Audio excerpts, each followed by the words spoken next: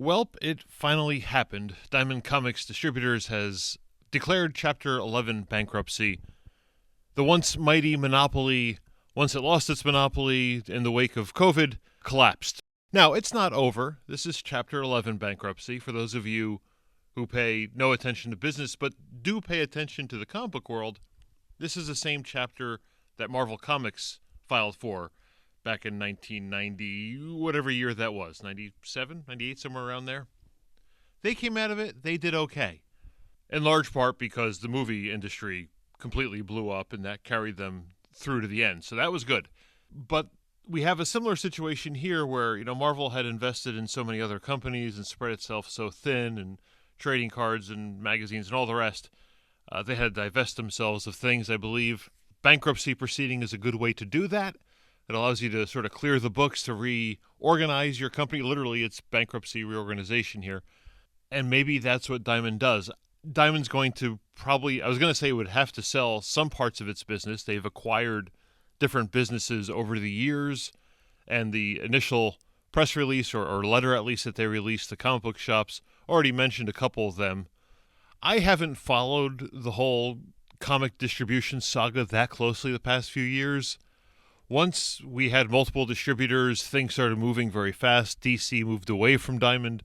Some people think that's to blame for Diamond's final demise here. And again, it's not their final demise. They can reorient, reorganize, and be fine.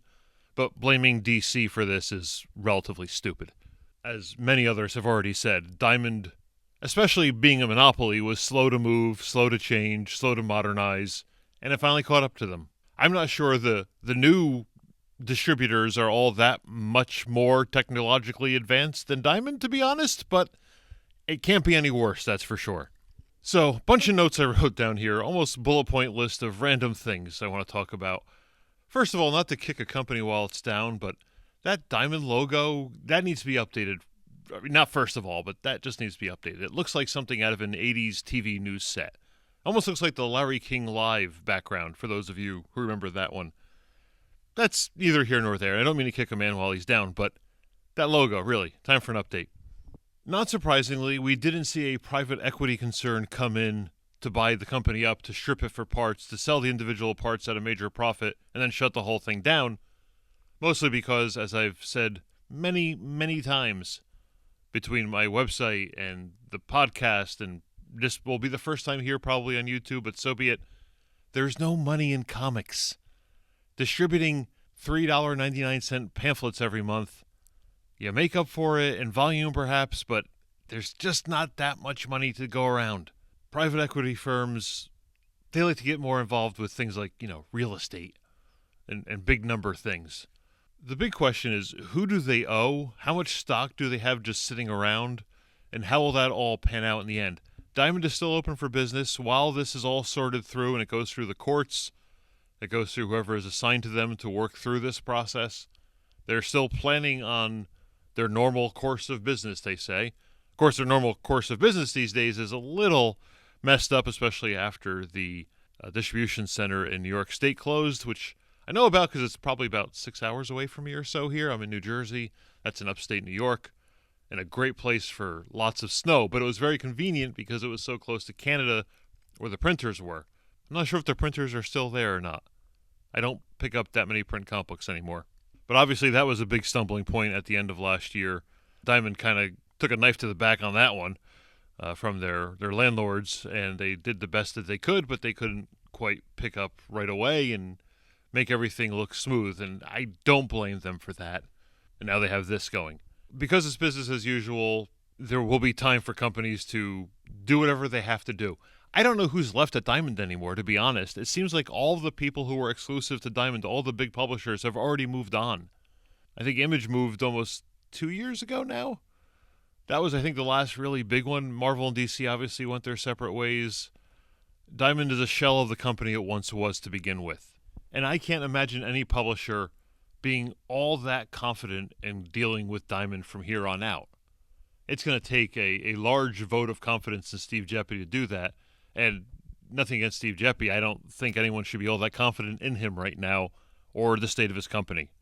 It's almost like Chapter 7 bankruptcy is a self-fulfilling prophecy at this point. I hope not. I don't want to see people lose their jobs. I don't want to see companies go under.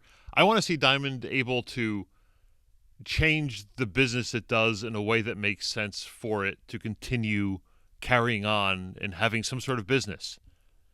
I don't know exactly what that is. I hope they have a plan. I assume they have a plan when they file for bankruptcy. They're going to try to get it past the people who handle these kinds of things. My guess would be they specialize more in the upscale stuff that they've been distributing, the collectible stuff, the statue stuff. I was going to say the action figure stuff, but that's part of the company they're already planning on selling. If they sell all the parts of the company that are actually making money, then there's nothing left to save. So let's hope they have a plan here. But yes, have greater profit margins, even if it's on a smaller number of items or SKUs. Maybe that can work. I don't know. I don't know all the numbers behind Diamond. I just can't imagine selling $3.99 comics is the way to go for them. Will this be a big boost for digital comics? Maybe for the small press. I mean, there's some talk from some people that say, Diamond was the lifeline that small press needed, while others say Diamond did nothing for small press. Everyone has their own stories, but I have to think this helps to bolster the argument for more digital comics. We'll see how that goes. Of course, digital comics has its own distribution problem too. We're all still sitting on the back of Comixology, which Amazon, I don't even know what Amazon is doing with Comixology these days, if anything. It's still going though, so let's hope that carries on.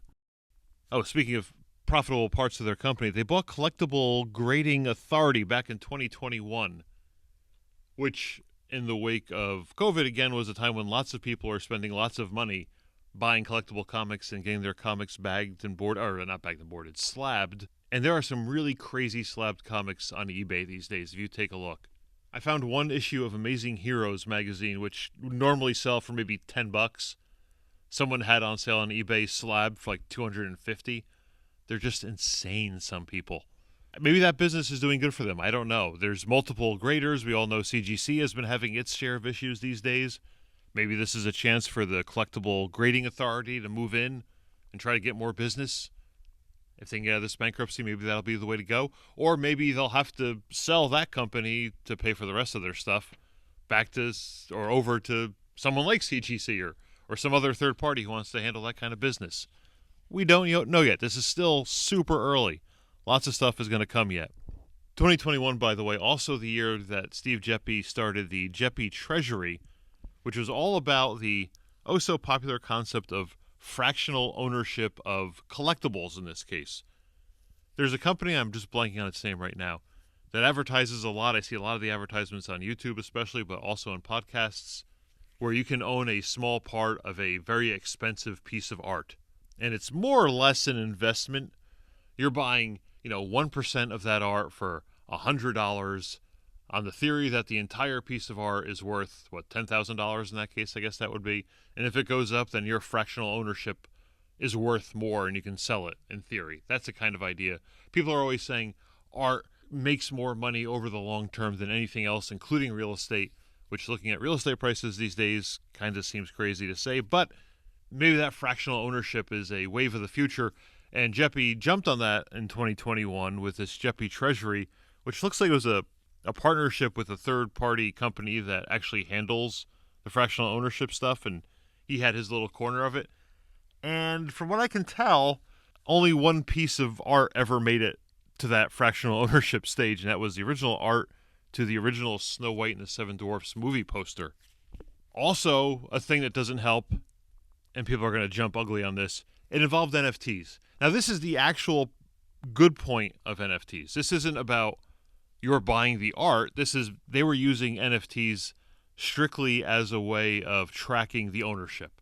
Having a publicly available ledger of who owns what in a way that can never be destroyed, it can only be added onto, makes sense for something like this. It is not Bored Ape Monkeys Yacht Club, whatever they were. It's not any of that kind of stuff. This is one of the reasons for blockchain that actually kind of made sense, and that it kept things publicly available, non-destructive, easy to track, that kind of thing. But appears to have gone nowhere. I think it probably, if I had to guess, got wrapped up in the overall NFT world, and everything went south there in quite the hurry. And the only other thing I can think of right now, and I tweeted it before, but there was a time in the 2010s, 2010s when The Walking Dead The Walking Dead was credited as keeping Diamond alive. Like half the books they were distributing of the trade paperbacks or the hardcovers were Walking Dead compilations. For those of you who forgot already, the Walking Dead TV series was huge. The comic book was selling insane numbers. There was a lawsuit once upon a time between Tony Moore and Robert Kirkman. A lot of those numbers got leaked out there. They sold a crap load of copies of those comics back then. And that helped to bolster Diamond to keep them going, especially at a time when otherwise sales might not have been great in the rest of the industry. So it's just kind of funny to me that The Walking Dead once upon a time saved Diamond, and now to me it feels like Diamond is The Walking Dead. Again, this is reorganization. I don't know all their business lines or all their accountant statements, all that kind of stuff, so I don't know the ins and outs of Diamond's business. Just realistically speaking, Diamond lost the comic book industry. It lost all the favorable contracts it had. It's basically a sub-distributor. I just don't see how this company survives this other than as a shell of its former self. A couple of business lines and that's it. It's never going to be what Diamond was back in the day. And we'll all miss Previews Magazine. I don't even know if they make Previews Magazine anymore, to be honest. Do they even make Comic Shop News? I don't know. I haven't been in a comic book store on a Wednesday in a long time. I don't know. But this is a day we all thought would come someday eventually, especially in the wake of what happened in 2020. Was it 2020 or 2021? I guess 2020, right? Because that was when COVID started and DC set up a couple of distributors so they can keep their books moving. And thus competition was born and Diamond just couldn't hack it. Here we are, 5 years later. Diamond is filing bankruptcy. So those are my early thoughts on the matter. I'm sure we'll see lots of talking head punditry. I'm sure we'll see lots more news headlines of who's buying up what's being sold. Hopefully not too many publishers are affected that deeply at this point. I think a lot of them have de-risked themselves by moving away from any sort of Diamond exclusivity. Let's hope everyone lands on their feet on this one. Not just from the Diamond side, but also, and maybe especially more, the comic publisher side, the comic creator side. Everyone all involved. Let's just hope for the best. Fingers crossed. I don't think it's the end of the world. Again, just because Diamond is so much smaller now than it once was and is not the keystone of the industry anymore. It is the end of an era, one way or another. However they come back, this closes out the Monopoly era for sure. Please leave your thoughts in the comments below. Like, subscribe, ring a bell, whatever makes you happy. Thank you all for listening, and I will talk to you again real soon.